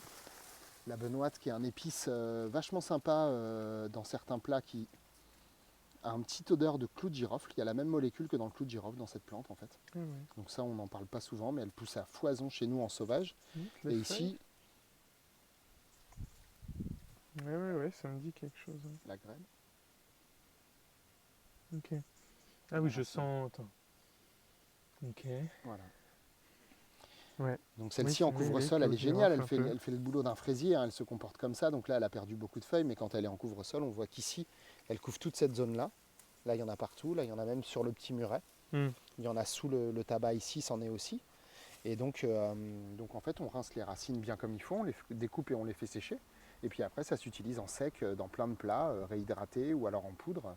Ça goûte vraiment bon, quoi. C'est vraiment une plante sympa. Et donc on utilise ici les couvre-sols comment dire, sédentaires autochtones du coin. Il peut y avoir, quand tu étais venu, il y avait beaucoup de, comment ça s'appelle, de kénopodes. Oui. Il peut y avoir de la benoîte. Il peut y avoir des fraisiers qui sont cette fois-ci cultivés, qui vont faire un beau couvre-sol aussi. On le voit bien là-bas autour du petit grenadier. Et puis les graminées, c'est ce que j'essaie d'éviter parce que en dehors à donner de la bouffe un peu pour les poules, elles pompent quand même beaucoup de flotte, elles font une légère concurrence hydrique à pas mal d'arbres, donc les graminées, je les ai un peu éliminées au fur et à mesure. Je suis content quand il en reste, des fois au printemps, qu'il y en a une qui monte en graine et qu'elle est belle, ça me fait plaisir de la voir. Mais là-bas, il va y avoir des mélisses, il va y avoir, là, il y a de l'oseille qui servent de couvre-sol tout au long de l'année. Et puis les zones qui sont plantées, par exemple ici, il y a quelques chayotes qui n'ont jamais donné. C'est un de mes gros ratés dans ce jardin, c'est Ah, d'avoir les pas chayottes. réussi à avoir de la chayotte. C'est là le pied. C'est ça. Et là, ça fait. Je crois que tu avais déjà des chayottes il y a 4 ans. C'était Il me les mêmes, semble. elles n'ont Ouais. jamais donné une seule fois. Ah ouais. Donc je vais les changer. Je vais peut-être même changer le spot aussi, faire une autre treille ailleurs. Ah, pourtant, ça a bien poussé. Mais t'as vu, elle va en haut du noyer. Ouais. Là-bas, on la voit, là, je sais pas où. Ici, elle est dedans oui, déjà. oui, Et puis sur une autre branche aussi, elle monte. Oui, derrière, c'est voilà. là. Mais, ouais. Voilà. Et quelles peuvent être les explications à cette non-fructification? Manque de fertilisation d'origine animale, je pense. Manque de fumier de poney ou de fumier de ce que tu veux, de poule. Ou de... Pourtant, ça paraît assez riche ici. Ouais, ça paraît, mais peut-être que ça en manque. Il y a un copain qui met du sel dessus parce qu'il dit que c'est une plante qui a besoin d'iode. Comme elle pousse à la Réunion. Alors, il ne met pas des tonnes de sel. Hein. Ouais. Parce qu'il n'y en a pas Il met beaucoup une qui aiment petite ça. poignée de sel dans de l'eau et où il jette quelques grains de sel en début de saison sur sa chayotte. Ok. Il paraît que ça peut activer la fructification. Je sais pas, il a appris ça des Réunionnais ou des Mauriciens. Mais bon, là, elles ont eu soif aussi parce qu'il faut savoir l'arroser un peu plus que ce qu'on a fait. Parce qu'elle devrait être développée sur toute la treille. Là, elle monte là. Il y en avait une autre ici et une autre là qui sont quasiment qui ont disparu cet été. On la voit encore ici, là, mais voilà, je sais pas trop. Là, je tire dessus, c'est peut-être pas une très bonne idée, mais au niveau racine, il n'y a pas grand-chose. Il faudra aller chercher dans le sol pour voir s'il reste toujours la grosse patate qui sert de pas de racine, mais ça porte un nom, mais je l'ai plus, de tubercule, peut-être. Et puis après, on a des arbres aussi qui sont quasiment au niveau d'un couvre-sol. Là, on voit que cette branche-là, par exemple, qui n'a pas forcément vertu à rester ici, celle-ci encore moins, je vais cette fois-ci m'en servir de couvre-sol immédiat dès que j'ai décidé de leur mettre un petit coup de sécateur. Ça va faire des couvre-sols aussi normalement à un moment donné, ça va s'étaler, etc. Et puis ce qu'on voit là, c'est un frêne qui a été trogné, un mini frêne qui a été trogné hier ou avant-hier. Voilà. On n'est plus trop embêté par les plantes indésirables en fait. Ça, c'est sûr qu'il n'y en a plus. Il n'y en a plus beaucoup ici. Ouais, parce que le sol est systématiquement couvert en fait. Soit avec de la matière, soit par des végétaux. Ok. Ah, bah là, la petite grenouille qui vient de grenouille là qui vient de... qui est retournée dans l'eau. Ça peut rester combien de temps dans l'eau, une grenouille? Je sais pas, je pense un bon moment. Ouais. Bon. On dit les hommes grenouilles, donc ils peuvent rester longtemps aussi avec leurs bouteilles. Ok. Couvre-sol. Couvre-sol, on pourrait en parler pendant beaucoup plus longtemps que ça, parce qu'on pourrait les citer, on pourrait parler des guildes aussi, qui sont, on pourrait parler des couvre-sols entre guillemets morts, qui vont rapporter de la vie au sol, donc qui sont quand même aussi encore un peu vivants, comme de la paille, du foin et tous ces couvre-sols-là que j'utilise assez peu, mais qui peuvent être très intelligents et qui permettent de réguler des fois le surplus d'azote aussi quand il y en a. Il y a plein de choses un peu plus techniques, mais dans l'ensemble, j'avais vraiment envie de parler de ma pratique en fait du jardin forêt ici, et je trouve que les couvre-sols vivants c'est vraiment génial parce qu'en plus il y a un moment donné où ils vont sécher, ils vont créer de la biomasse pour le sol, et c'est cette biomasse qu'on n'a pas besoin de faire venir de plus loin en fait quand on l'a sur place. Ça va rapporter un couvre-sol. Tout ça, ça va tomber au sol, ça va faire une belle surface de fertilisation pour l'ail des ours qui va arriver ensuite sous le figuier cet hiver. Les figues elles-mêmes qu'on n'aura pas mangées vont redonner au sol. Et tous les végétaux qu'on voit là, en fait, il y a très peu de feuilles qu'on dit pérennes. Là. Il y a les caducs et les... les arbres persistantes. Ouais. Merci Marion. Ouais. Les feuilles persistantes, il n'y a qu'un seul arbre à feuilles persistantes qui est derrière, là, c'est le Locuba japonica. On le voit un petit peu, mais il était là en fait. Quand je suis arrivé, je l'ai laissé, je l'ai beaucoup taillé, parce qu'il ne produit pas de comestibilité. Mais en plein hiver, il reste que lui en fait, celui qui a le feuillage tacheté jaune, jaune et vert, et qui est pas mal. C'est une zone aussi ça où on ne va pas, donc il y a de la ronce, il y a juste la récolte de noisettes qui se fait sur le toit de l'abri quand il y en a des noisettes. Cette année, c'était pas trop ça. Et donc en fait tout ça est redonné au sol à un moment ou à un autre, y compris les feuilles du persistant qui finissent par tomber quand même à un moment donné et lui à faire de nouvelles feuilles. Donc en fait là on est juste avant le moment où les feuilles commencent à tomber on va dire, mais en venant ici au mois de novembre à peu près, le sol il est couvert, c'est même des fois un peu glissant à cause des feuilles humides qu'on y trouve. Donc en fait les arbres redonnent énormément de fertilité et c'est toute l'idée du jardin forêt, c'est d'avoir un sol vivant, mais aussi un sol qui se régénère au fur et à mesure de par ce qu'on y a planté et de par la vigueur et la générosité des arbres qui vont redonner au sol, de la branche si on la taille et surtout de la feuille même si on ne taille pas, quoi. Et qui va servir de couvre-sol pendant une bonne partie de l'hiver quand même. Jusqu'au mois de février-mars, il y a des feuilles qui se décomposent encore au sol dans ce jardin. Donc tu m'as dit que tu t'étais remis en bio. Ouais, en fait j'attends la visite du certificateur. Qui va passer d'ici un mois à peu près. Et donc l'idée c'est de pouvoir labelliser notre production d'ail des ours et notre pépinière aussi, puisque je ne sais plus si je l'ai dit, mais on a sorti à peu près 1500 plants cette année, on en a vendu un petit tiers, mais l'idée c'est de réussir à en sortir au moins autant l'année prochaine, mais cette fois-ci de les vendre plus ou moins intégralement, enfin en tout cas une bonne partie. Et qu'est-ce que vous avez, c'était des plants de quoi dans la pépinière? Ah ouais, il y avait, écoute, regarde. Hein, parce que ça, tu me l'as dit en off, mais alors ça, c'était plutôt pour nous. Hein, le tabac, on ne le commercialise pas, bien qu'on pourrait en vendre quelques-uns. On avait beaucoup d'origan qui était issu du plan mère qui a là-bas, avec un super génétique d'origan grec qui est vraiment impeccable. Donc là, il en reste ici et là. On avait de la tanésie, on avait du chisopourpre qu'on a vu tout à l'heure là-bas, qui est plus pourpre que celui qui est resté en pot à l'ombre, qui est passé sur le vert. On avait plein de petits arbres, on avait des petits pruniers francs, des petits agrumes mandariniers francs.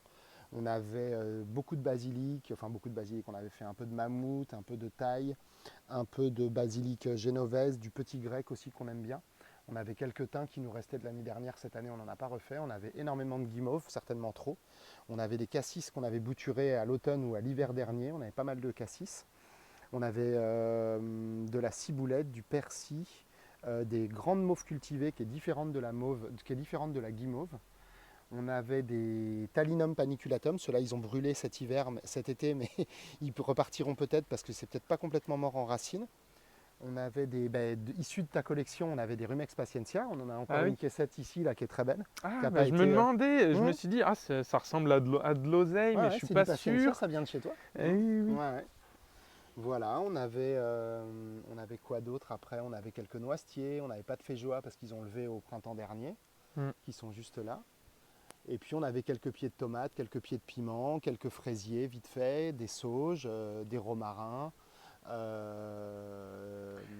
quelques artémisia. Artémisia qui est une plante qu'on n'a pas le droit de cultiver en tant que producteur de plantes aromatiques, mais par contre la vente de plants est autorisée, donc on en avait quelques-unes aussi. Et puis on a fait à peu près le tour. Je pense qu'il y avait quelques lauriers, quelques vignes aussi, quelques trucs comme ça, mais essentiellement, on avait essentiellement ces plantes-là. Ah oui, moi qui pensais que c'était surtout du basilic, mais en fait, il y a quand même une grosse diversité déjà. On essaye, ouais, Ouais, dans ouais. les aromatiques, Ok. ouais, tout à fait. Et puis, ce qui n'est pas évident, c'est que souvent les plants de plantes vivaces ne sont pas vendables la première année, mais plutôt à N+2. Parce que la première année, ils sont tout petits et donc les gens ils les achètent pas, ou ils sont pas de fleurs, ou ils sont pas, voilà, ça ne Ouais. donne pas très envie. Ah oui. Alors que quand tu les gardes un an, après ils sont très beaux et là tu les vends. Ça Hmm. veut dire qu'il faut les rempoter une fois en plus. Ça veut Ah bah dire que voilà, il y a c'est tout un... plus que 2 fois plus de travail, quoi. Ouais, parce qu'il Clairement. faut s'assurer qu'il reste bien en vie Ah bah, tout l'été. tout Déjà, l'hiver, c'est tout tout l'été, l'hiver. Ouais, dans ouais. les pots. Ah ouais. Mm. Mm.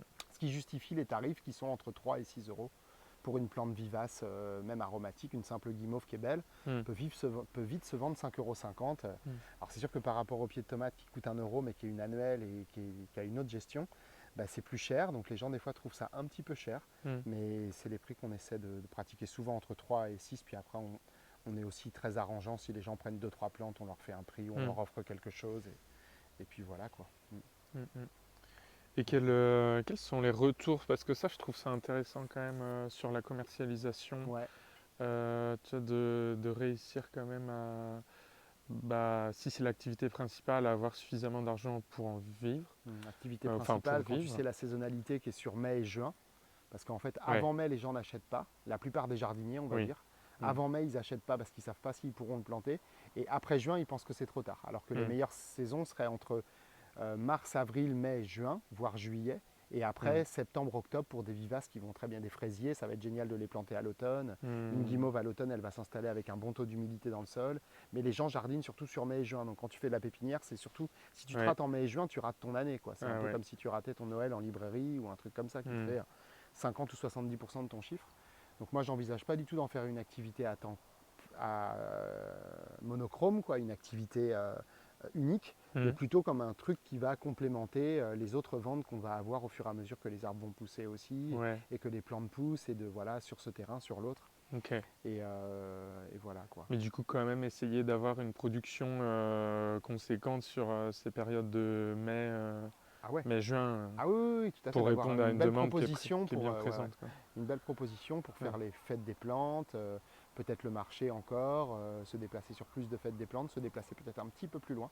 Mm. Parce que les fêtes des plantes, tu as un public un peu captif pendant une journée ou deux Mm. qui vient pour acheter que des plantes et des fois un peu de céramique ou du Ouais. miel. Ouais. Et donc tu as des gens qui jardinent et qui se déplacent sur ces lieux-là et qui Ouais. repartent qui viennent avec un billet pour le dépenser pour leur jardin. Donc c'est des occasions à pas rater, quoi, Ouais, vraiment. c'est vrai que c'est très spécifique, mais Ouais. du coup, les gens qui viennent, ouais, c'est pour acheter Et des plantes. Ouais. mine de rien, il y en a pas mal dans le coin, hein. Il y en a des très Ok. belles, donc voilà.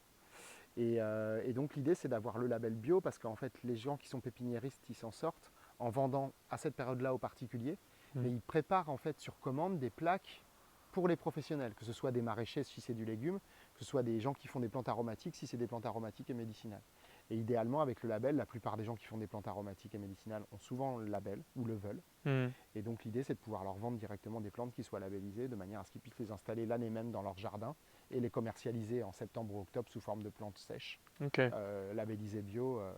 Donc à des maraîchers, des bouchers Plutôt- aussi pour de la production de plants. Alors débouchés, non, on va pas vendre des plantes à déboucher, quoique ça pourrait être une idée de leur vendre du persil. Ah et de non, la à ciboulette. déboucher. Ouais, Je non, parlais pas déboucher de la ouais, viande. non, Non, je parlais pas de la des viande. maraîchers, Non, je disais plutôt des débouchés économiques. Oui, c'est ça. Mais Essayer d'aller chercher de ce côté-là, parce que pour le moment, comme je disais, on en produit beaucoup et on a du mal à les commercialiser quand même. C'est pas si évident que ça de vendre la Ouais. production qu'on arrive à faire. ouais, Donc, ouais, je pense qu'il y a tout un travail, enfin beaucoup de choses à penser sur comment vendre en fait. Et tu me disais aussi que tu étais allé voir des restaurants. Oui, un petit peu, ouais. Je suis allé voir quelques restaurants. On a vendu à deux restaurants pour le moment, et puis on espère en avoir peut-être un troisième ou un quatrième l'année prochaine. Voilà, c'est un truc à démarcher. Ouais, il faut aller les Faut aller voir, les il faut voir et aller leur leur dire proposer, leur que dire, ce nous, qui on fait ça, existe. On peut vous avoir ça. Ils vont me dire ouais mais ça t'as pas, ben non ça j'en fais pas. Il y en a un qui était intéressé pour du persil, de la ciboulette et tout, mais on n'en produit pas assez pour Ok. le moment. Voilà. Ok. On Mais- a assez grosses quantités pour le commercialiser, mais ça ne tardera pas, je pense, parce que c'est des choses qui sont jouables à produire. Ouais. C'est assez- Oui, puis tu en avais Voilà. qui avaient été intéressés par de la menthe. Tu Oui, me c'est ça. disais, Ouais, ouais, de la menthe bergamote, ouais. Ouais. Qui est une plante Ouais. qu'on aime beaucoup et puis qu'on a au jardin aussi. Ouais, ouais, ouais.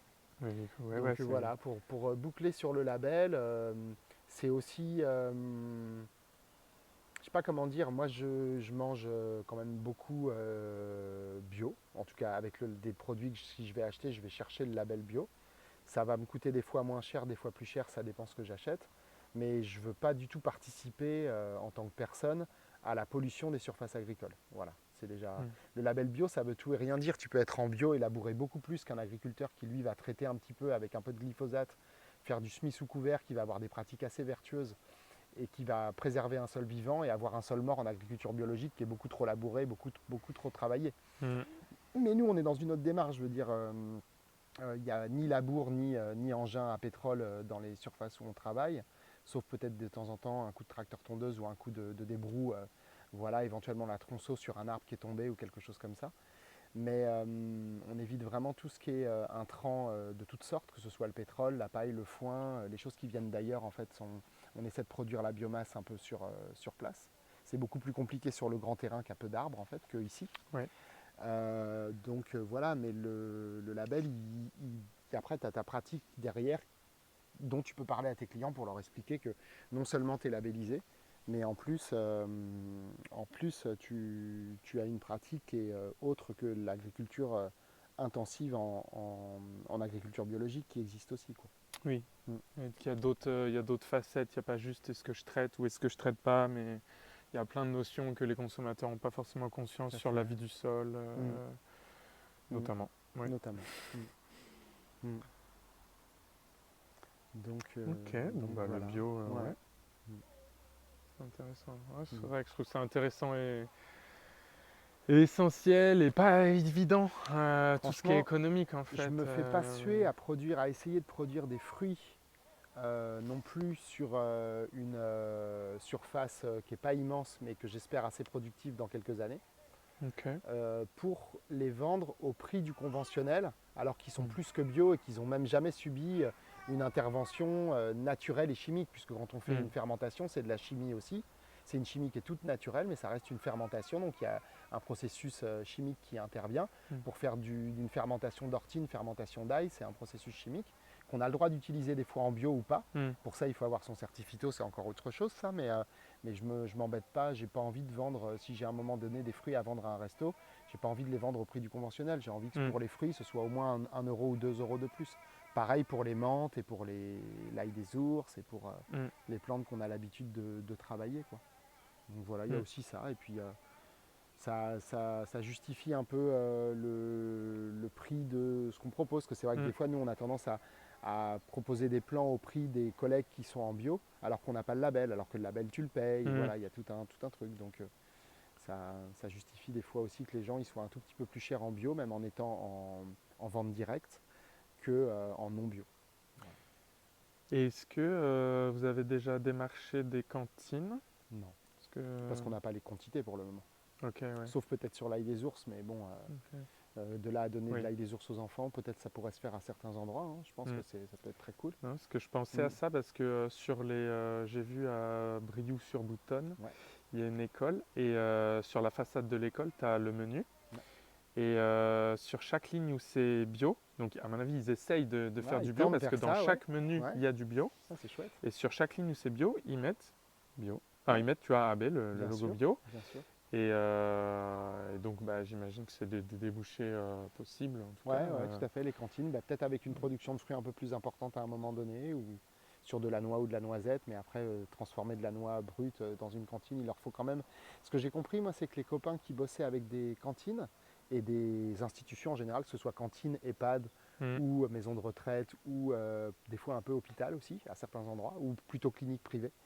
Ils bossaient avec eux, ils ont arrêté de maraîcher, là ça faisait 10 ou 15 ans qu'ils maraîchaient, ils étaient sur les rotules et ils étaient fatigués de l'énergie, de différents trucs. Et en fait, il s'est arrivé, la première année on avait monté les roseaux sociaux à Niort, qui était une association de permaculture qu'on a montée vers 2017 ou 2018 je crois. très bon. Eh bien, en fait, ils nous avaient refilé toutes leurs patates non calibrées que les cantines ne prenaient pas. Parce que les cantines utilisent des épluchoirs à patates, par exemple. Ah ouais. Donc, si tu as des légumes ou des trucs qui ne sont pas trop calibrés, eh ben, ils ne vont pas les prendre parce qu'ils ont besoin d'être dans la rapidité, même s'ils travaillent en bio ou en local. Ils ont besoin que ça envoie du steak sur la carotte. Il faut que la carotte, elle soit Ouais. épluchable à la machine et tout ça. Et ça, c'est un truc Mm. on n'y pense pas beaucoup, mais il peut y avoir beaucoup de pertes pour un maraîcher à travailler avec une cantine. Ou alors, Oui. il faut qu'il trouve à vendre les carottes un peu moches, Oui, se toutes considérer celles comme un peu moches à quelqu'un d'autre, quoi. Ouais, ouais. Et bon. Oui, c'est vrai. Mm. Bien de rappeler. Ouais, ouais. C'est vrai que en fait, ils ont beaucoup de nourriture à produire, beaucoup de repas à produire Ah rapidement. ouais, Donc, ouais, ouais, c'est vrai ouais. que. Déjà cuisiner avec du frais, c'est déjà super en Ouais, cantine scolaire. C'est déjà ouais. un peu exceptionnel, quoi. Donc, Mm. pas sortir des boîtes et des conserves, et voilà, quoi. Si vous voulez vous lancer dans le jardin-forêt ou dans un paysage très comestible, c'est de plancher un peu sur la multiplication végétale. Donc ça, je crois que toi, tu l'as pas mal pratiqué aussi. Tu en as beaucoup parlé dans tes vidéos. Ouais, Ouais. c'est vrai que c'est quelque chose pour moi d'essentiel, surtout si le budget est limité et qu'on a un grand terrain, il va forcément falloir un moment faire des multiplications par nous-mêmes si on veut implanter les choses parce que Mm. ça chiffre vite si on doit tout acheter. C'est ça. Et ce qui est génial, c'est que aujourd'hui, avec quelques euros, tu peux te procurer un kilo de pêche ou de prunes ou de tout ce que tu veux en bio ou pas selon tes valeurs propres.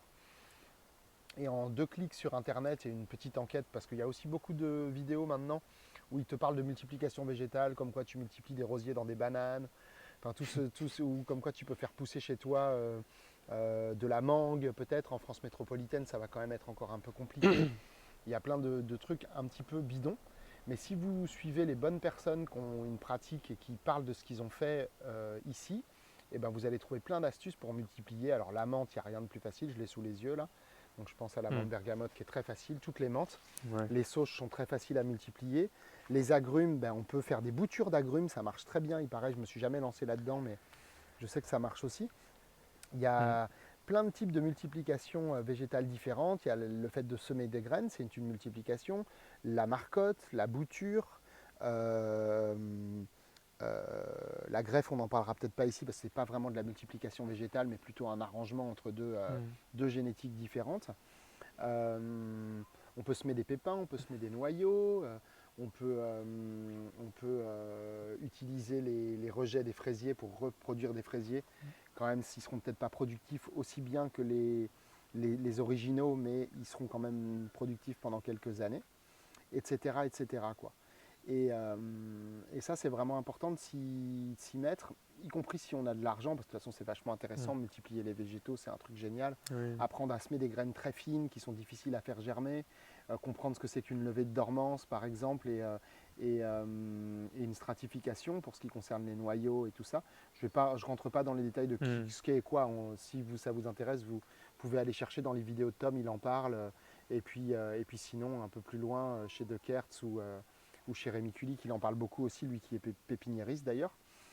Et c'est vrai que moi, ça a été un de mes chemins, c'est pour ça aussi que j'avais envie d'en parler aujourd'hui, pour arriver à ce paysage en fait. Parce que la bouture de romarin, c'est vrai que j'avais tenté une bouture un peu de porc à l'époque, mais qui a très bien pris. Je ne savais pas si ça marcherait directement en pleine terre sans passer par un godet. Souvent, vous verrez, les gens vous montrent les boutures de romarin qui vont être bouturées sur des échelles à cette taille-là. Sauf qu'avant d'atteindre un pied comme ça, il faut attendre 10 ou 15 ans. Celui-ci, ça fait 4 ou 5 ans qu'il est là et il a déjà une bonne allure parce que c'était une grosse bouture qui a été installée directement en pleine terre, dans un sol qui était propice à sa reproduction. Et voilà, et puis les cassis là ont été multipliés par un copain pépiniériste qui habite juste à côté, qui fait des très belles choses aussi. Et on peut tout tenter avec la multiplication végétale. Une fois, on a sorti un figuier, je t'avais raconté chez Philippe, un figuier qui était presque large comme ça, de celui-ci en lui laissant quelques pauvres racines. On l'avait enterré bien profond et aujourd'hui, le figuier, il produit. Là, il a son premier kilo de figues dessus. Donc, c'était il y a 5 ou 6 ans, je crois qu'on avait fait ça. Donc, si vous voulez vous lancer là-dedans, vraiment, la multiplication végétale, c'est dur de passer à côté, surtout si on veut le faire avec peu de moyens comme j'ai fait ici. Et ça, c'est vraiment fabuleux parce que même avec peu de moyens, on peut aller chaparder une branche qui dépasse d'un arbre qu'on aime bien, un petit bout de figuier comme ça, grand comme ça, qui dépasse d'un jardin, ou alors aller frapper à la porte des gens, encore mieux pour leur demander si on peut le faire. Mais on peut aussi, tous les jardins de nos parents, de nos grands-parents des fois, des voisins, regorgent de végétaux qu'on peut tous multiplier. Il faut juste comprendre comment on le multiplie, quel est son mode de multiplication le plus adapté pour le multiplier, et puis ensuite c'est parti. Il y a des arbres qui ne se bouturent pas, quoi. On ne bouture pas de l'abricot, ça ne marche pas. Par contre, on peut le greffer, c'est une autre manière de le multiplier, etc. etc. Mais ouais, il y a voilà. beaucoup de choses qui sont très accessibles techniquement, que ce soit les noyaux ou les boutures, c'est vraiment simple. Et rien que si on se contente de faire noyau, bouture, tu peux déjà faire un beau jardin, quoi. C'est sûr. C'est sûr. Tu pourras peut-être pas avoir 100% de ce qui est possible, mais tu pourras déjà tu pourras déjà manger des fruits c'est ça. à gogo. Ouais. Puis ça apprend une logique, ça apprend avec la permaculture, on essaie souvent d'imiter le vivant. Alors il y en a qui disent imiter la nature, je préfère le vivant parce que la nature c'est un peu... Aujourd'hui on ne sait plus très bien où elle est, tellement on l'a dénaturée, où est-ce qu'elle se trouve. Est-ce que l'Amazonie c'était une forêt primaire? Apparemment pas tant que ça, etc. Enfin bref. Mais quand on imite la nature avec la multiplication végétale, ça nous permet de rentrer dans la plante et de comprendre mieux comment elle fonctionne elle-même, comment elle-même elle va se multiplier. Un papyrus, il va se coucher et puis il va repartir parce qu'il va tiger, puis à un moment donné il va casser. Et c'est pour ça qu'il se multiplie comme ça. C'est parce qu'en fait, ces feuilles qui vont être plongées dans l'eau vont reproduire des racines et reproduire un nouveau plan de papyrus. Je suis distrait par les chiens, là, c'est toujours un peu... ça doit être l'heure de les nourrir et voilà. Ils sont tout fous. Ouais. Et voilà, en ce qui concerne la multiplication végétale, c'était plus un petit clin d'œil pour vous expliquer comment j'en étais arrivé là, mais évidemment, ça passe par là parce que c'est incontournable. C'est relativement incontournable. Je reprends mes petites notes pour savoir de quoi ils avaient dit après. Ah bah oui, et une fois qu'on commence à avoir de la production, il y a quand même quelque chose qui est essentiel, c'est la transformation et les usages culinaires, que ce soit séché, transformé en conserve assez fraîche ou en conserve longue conservation, donc stérilisé. Les jus, on peut les pasteuriser. Le raisin, on a déjà pasteurisé pas mal de raisins d'ici. On peut faire de l'alcool. Je vous parle des choses qu'on a faites ici sur cet espace avec la production d'ici pour le moment un petit peu. On peut faire quelques litres d'alcool fort pour ensuite fabriquer peut-être des boissons un peu plus douces ou les utiliser comme médicaments avec des plantes à l'intérieur. Les fruits secs, il faut aussi être capable de les conserver pendant 1 an ou 2 parce qu'on n'en a pas toujours sur des arbres qui sont très peu taillés comme ce noisetier. Il y a une alternance qui est très très forte. Il y a des noisettes vraiment 1 année sur 2. Par contre, beaucoup de noisettes 1 année sur 2. Mais il faut bien les faire sécher pendant 15 jours, 3 semaines pour qu'elles se conservent longtemps. Donc bien à plat avec 1 ou 2 épaisseurs de noisettes. Et là, comme ça, tu les sèches à l'intérieur, bien sûr, ou dans une grange bien aérée. Pareil pour les noix en plein soleil dans des cagettes, ça se sèche bien les unes sur les autres. Une épaisseur de noix, pas plus, et on les sèche. Après une fois qu'elles sont bien sèches, on peut toutes les mettre dans le même bidon. Mais il faut bien que l'humidité soit partie. L'ail des ours, on fait des conserves. Le fenouil qu'il y a là, on peut le faire sécher. Les cassis, là pour le moment, on n'a pas la production suffisante pour en faire des confitures, mais peut-être un jour ce sera le cas avec ce qu'on a planté sur l'autre terrain. Et ça, c'est vraiment quelque chose, quand tu vas, par exemple, te dire que tu vas planter du masseron, la première année, tu ne vas pas trop savoir comment le récolter. Il faut le faire sécher aussi un petit peu une fois qu'il est récolté, la graine. Une fois que la graine est récoltée. Et après, savoir qu'il faut le mettre dans un moulin un peu solide pour le broyer, pour pouvoir l'utiliser sur du chocolat ou sur des patates. Et puis, moi, le fait que j'ai eu peu de moyens pour faire ce jardin, font que j'ai assez peu acheté de trucs assez méconnus au niveau de la préparation. Mon premier feijoa, il date de cette année. Je ne m'en étais pas procuré encore. Il arrive la même année que mes premiers semis, mais bon, ça c'est une autre histoire.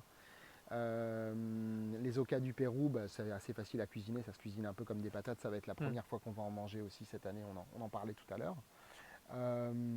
J'ai installé un petit, on ne l'a pas vu, je ne te l'ai pas montré, mais un petit poivrier de Sichuan. Ça, j'ai appris aussi avec les copains qui le récoltent déjà comment il fallait faire pour le récolter et pour le ressemer derrière. Mais c'est vrai qu'il faut apprécier une fois que tu l'as, ce genre de choses qui sont très spéciales, on va dire, enfin un petit peu originales. Il faut apprendre à l'utiliser en cuisine aussi. Et quand tu as un nouvel épice qui rentre dans ta cuisine, des fois tu sais pas trop où le mettre ou avec quoi. Donc C'est toutes ces choses. Mais moi, je vous conseille quand même dans un premier temps, peut-être de vous porter vers des choses qu'on peut avoir facilement et parfois gratuitement. Et ensuite, dans un second temps ou en parallèle, de s'emparer de quelques espèces de choses qui, a priori, vous mettent en appétit. Parce qu'il y a plein de choses qui sont proposées aussi par les gens qui font du paysage comestible et plus précisément du jardin-forêt, qui peut-être vous plairont peu ou pas.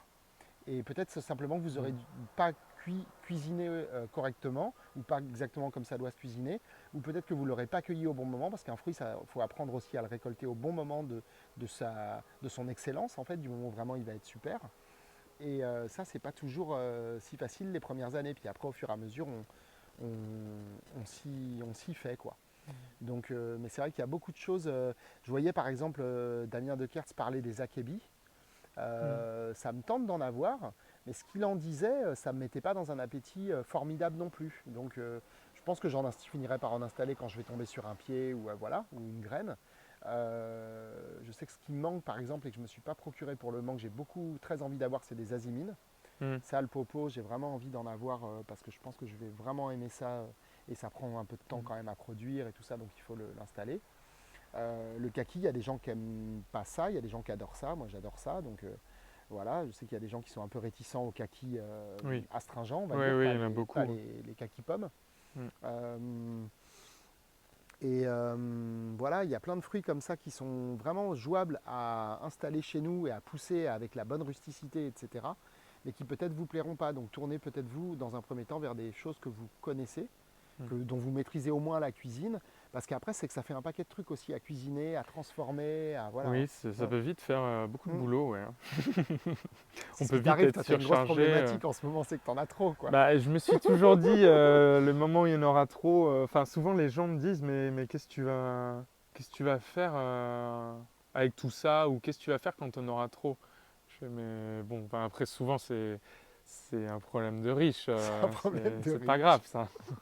Mais en effet, il faut y réfléchir à comment écouler ça, comment donner ça. Partager équitablement les surplus, c'est un des points clés de la permaculture qui n'est pas si évident que ça à faire.